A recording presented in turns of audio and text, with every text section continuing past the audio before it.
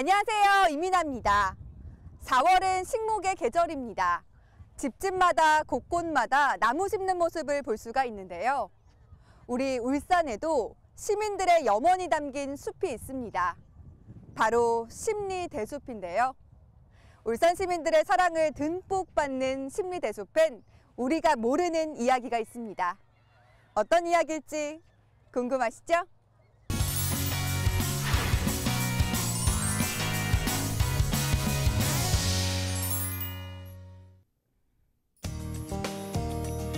태화강 물줄기를 따라 심리대숲이 장관을 이루고 있습니다.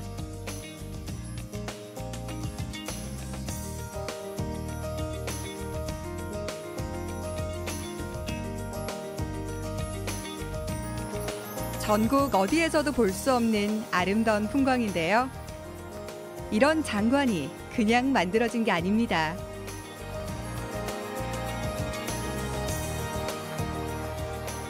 이곳을 걷고 있으니까 이 피톤치드 덕분인지 기분이 너무너무 상쾌하면서 스트레스가 촥 해소되는 그런 기분입니다. 그런데 제가 여기서 정말 궁금한 게 있는데요.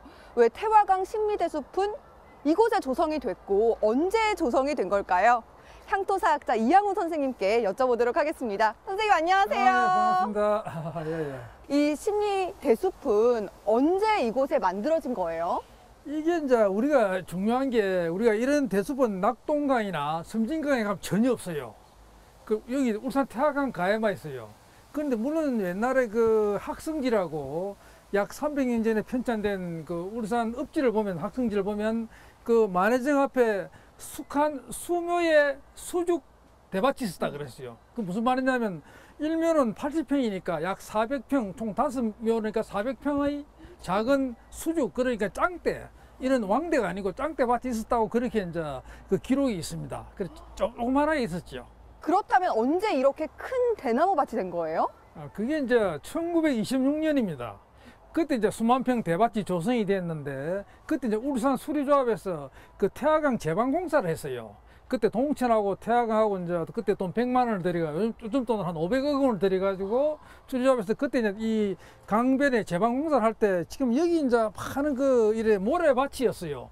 그 모래가 자꾸 슬려 내려와요. 저쪽으로 슬려 내려가니까 그 모래를 막기 위해서 대를 심은 겁니다. 그때 수천 대의 대를 심어가지고 이 땅을 이제 잡기 위해서 심었던 1926년에 사방공사, 모래 유출을 방지하는 공사 때문에 이 대밭이 생겨났습니다. 태화강 홍수 예방 때문에 심어진 대숲. 우리가 물난리 없이 사는 것도 다 심리대숲 덕분입니다.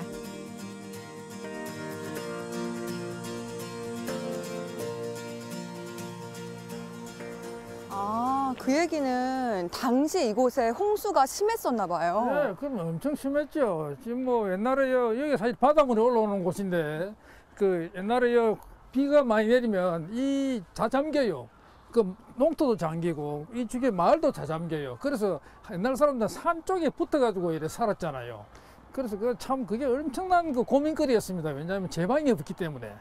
태화강에선 어떤 큰 홍수가 있었어요?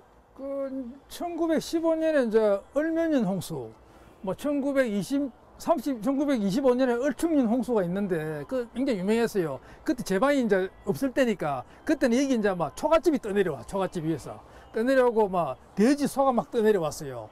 그래서 뭐 그 떠내려가는 거 그대로 보고 있는 거죠. 어쩔 수가 없죠. 탕 위에 이제 그때는 왜냐면 상류에 저수지도 없고 뭐 댐도 없잖아요. 비만 오면 그대로 쏟아져. 그 다음에 제방이 없으니까 막 둥둥 떠내려와서 뭐 여기는 대밭도 없었던 시절이니까 그 참 안타까운 시절, 그 큰 홍수가 울산에 굉장히 많았어요. 사람도 물론 초가집에 사람이 앉아가지고 이래 수모가 떠내려오는 걸 본 사람도 있으니까.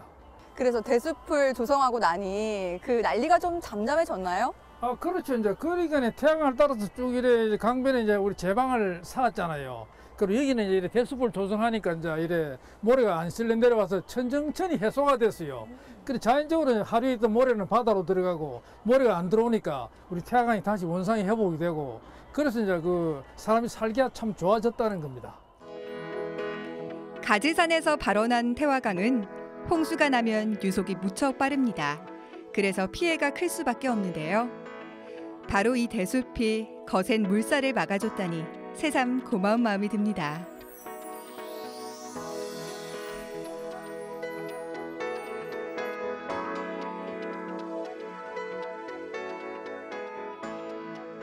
지금 심리대숲은 울산의 아주 훌륭한 유산이자 아주 자랑스러운 관광 명소인데요. 이렇게 되기까지 참 많은 노력을 기울였겠죠? 아, 그렇죠. 이게 이제 제일 위험한 게 이제 봄에 이 죽순을 이렇게 따가버리면 안 돼요. 그래서 이걸 이제 지켜야 돼, 봄에.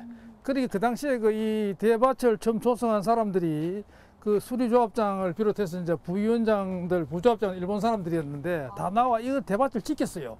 그래서 봄에 죽순을 또 못 따가게. 특히 이제 우리 해방후에 1940년 해방후에 우리 울산군과 또 60년대 울산시가 가까웠어요. 그래서 그 해방 이제 직후에 이제 50년대 유명한 이제 태화강 대밭 벌집 사건이라고 있어요. 그때 어떤 사람이 욕심을 내가 이 대밭을 이제 관리권을 자기 가지고 있다가 대밭을 천몇백 그루를 허드로 베가지고 그 어디 전국에 팔아먹었다고 이게. 왜냐면 이 대라는 게 우리가 지금 플라스틱이 있지만 그 당시에는 대가 이제 대소쿠리라든지 뭐 대 여러 가지 생활 용구로 쓰이니까 그때 굉장히 이게 값이 비쌌었어요. 그래서 그걸 팔아가지고 이제 시민들이 본 거죠. 국민들이 말이야. 이럴 수가 있나? 아침에 나오면 대가 한 그릇도 없어. 그래가지고 이제 그 사람이 나중에 이제 잡혀가지고 이제 징역을 살았어요. 뭐 그런 사건도 있고, 그 다음에 또 50년대에 또 우리가 그 군에서 식목일 행사 있잖아요. 항상 여기서 많이 했어요. 그때 이제 비료주기라든지 이런 걸 이 대밭이 울산의 자랑이니까. 그래서 그걸 1년에 매년 식목일 행사를 여기 와서 했고, 그 다음에 60년대에 가면 이제 그 필리핀 그 조림과장 그 이제 산림청 직원들이 견학을 왔어요. 와가지고 그 사람들이 비행기를 타고 부산 수영공원을 왔다 가지고 경주로 갔다 하면서 들렀어요. 들러가지고 보고는 참 진짜 세계적으로 귀한 보물이다. 이거 잘 보존하시오. 그 필리핀 그 산림청장 그 여러분들이 이래 칭찬을 하고 갔거든요.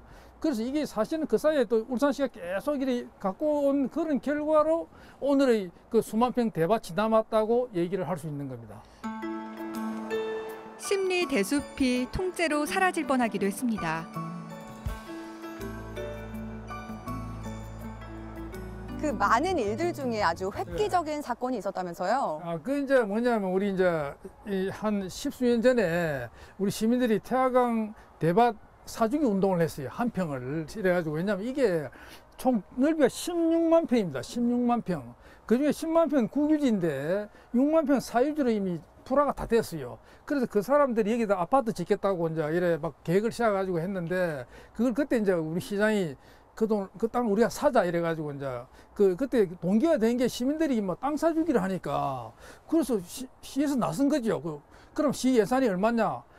그리고 뭐 1,000억이라는 돈을 그금을 동원해가지고 6만 평을 평당 160만 원을 주고 샀어요. 그러니까 160 곱하기 6 하면 거의 900 얼마 되잖아요.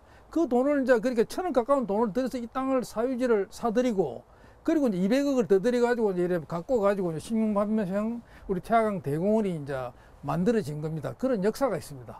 울산 이내에 손 한 땀 한 땀이 배어 있는 장소가 바로 이곳이네요. 심리 대숲엔 이렇게 울산 시민들의 애정과 노력이 듬뿍 담겨 있다는 것 여러분도 알고 계시죠? 이곳 심리대밭의 가장 큰 특징이라고 하면 뭐가 있을까요? 그렇죠. 이 이제 자연 생태계가 너무도 이제 잘 어울려 있는 거죠. 그래서 이제 이 대라는 거는 이게 왕대거든요. 왕대. 임금왕자 왕대. 진짜 제 팔뚝만큼 굵어요. 이거 예, 보세요. 그러시죠. 정말 굵잖아요. 예. 이건 이제 우리가 비료나 그름을 많이 주면 이 대가 전봇대만큼 굵어진다고요. 와, 이거 보세요. 이거 더 굵어요. 다 굵어지잖아요. 갈수록 더 굵은 게 있어요. 예. 세상에, 와. 그렇죠. 이게 이제 우리가 한문으로는 이제 이게 이제 뭐 고죽이라고 그래요. 고죽. 이 쓴 고자 대죽자인데 이거는 왜냐면 왜 쓰냐? 맛이 쓰다 이 말이거든. 그 뭘 먹느냐? 그러면 그거는 이제 이래 대죽순 있잖아요. 죽순. 이 대의 죽순은 맛이 써요. 우리가 맹종죽은 이제 맛이 참 단데 그래서 이 대가 이제 그런 특성이 있어가지고 고죽이라 그러고 또 뭐 왕대라 그러고 또는 참죽이라고 그러기도 하고 이게 우리나라의 전통적인 그 대나무가 바로 이 대나무입니다. 그래서 이 대나무를 우리가 그 진짜 자랑스럽게 여기고 뭐 사랑하고 뭐 가꿔야 될 그런 우리의 생물유산이라고 할 수 있죠. 심리 대숲엔 또 다른 특징이 있는데요. 국내외의 희귀한 대나무를 볼 수 있는 대나무 테마 정원이 있습니다. 전 세계에서 자라고 있는 대나무는 무려 1,500여 종인데요. 이곳엔 특색 있는 대나무들을 골라서 심어뒀습니다. 대나무 종류가 이렇게 많은진 처음 알았는데요. 그중 유독 저희 눈에 띄는 대나무가 있습니다.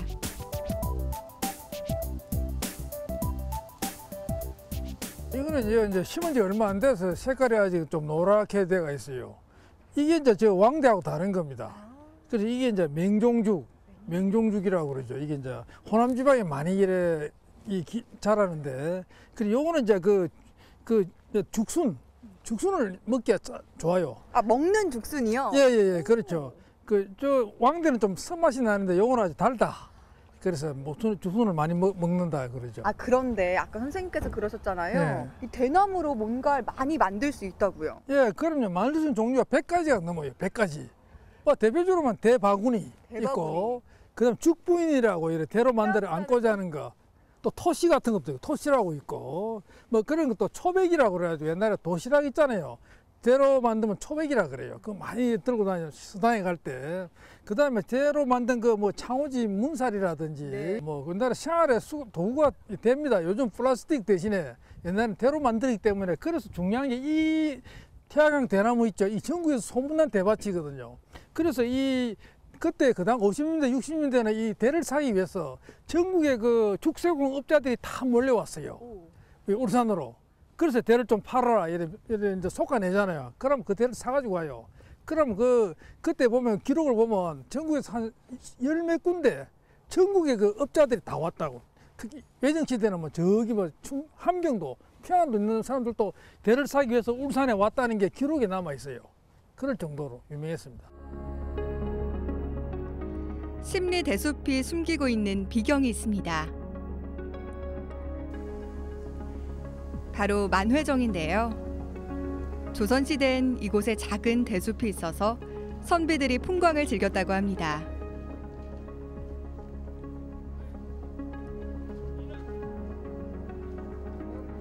만회정에서 보는 풍광은 정말 일품입니다. 이곳 만회정은 심리대숲과 또 어떤 연관이 있나요? 예, 이 만회정이 이제 여기 있는 곳이 내오산이라고 그래요. 오산이라고 그러는데 자라오자 매산자잖아요. 자라 등에 있는 그런 뭐 산이라 이 말인데, 원래 이제 그 1749년도 학성지를 보면, 산천조를 보면 그 수묘가 그 만회정 앞에 있다 그랬어요. 그래서 바로 요 자리입니다. 요 자리에 이제 그 수묘라는 거는 거의 한 400평 정도, 일묘가 80평이니까 그 정도 작은 대밭이 이제 요 짱대 이래 가는 데가 있었어요. 거기 기록이 남아 있고. 그러고 이제 여기 보면 저기 이제 그 만회정, 저 정자는 이제 그 1600년대 그 박치문이라는 사람이 1600년대 후반에 지었어요.